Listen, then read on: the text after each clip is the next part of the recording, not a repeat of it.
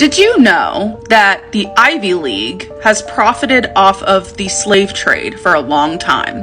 Let's talk about it. And be forewarned, I'm going to be talking about some of the biggest colleges in this entire country. So let's get into it.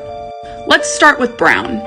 So Brown was named after the Brown brothers, who gave a lot of money to the university. Two of these brothers traded enslaved people, and one of them ran a factory. The University Hall at Brown was built in part by labor of enslaved people. Also, at least 30 members of Brown's governing board also owned slave ships.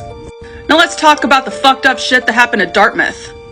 Yeah, this is dark. So, the founder of Dartmouth, he actually used the bodies of enslaved people as experimental tools at the university. He would literally boil enslaved people's bodies in order to separate the skeleton and then wire it up to be used in classrooms. Yale isn't out of this either. Yale used a lot of money from trading enslaved people, and this was used to build their library, to hire professors, and to give out scholarships. Princeton would recruit students from rich families that owned enslaved people. In the 1700s, literally the majority of students at Princeton were the sons of slave owners or traders. And Princeton was not the only university that did this. There was also Harvard, Yale, Columbia, Rutgers, Brown, Dartmouth, and the University of Delaware.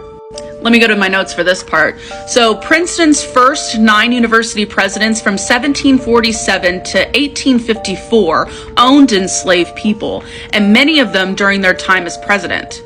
Also, many of the professors at Princeton owned enslaved people. So in 1776, there was enslaved people in the possession of Samuel Finley, and he was the Princeton president at the time, and when he died, these enslaved people in his possession were literally auctioned off on campus for an entire fucking month. And Rutgers isn't any different. Rutgers' first president, Jacob Hardenberg, he had ownership of Sojourner Truth, the same Sojourner Truth. Rutgers also had the defense of enslavement inside their curriculum.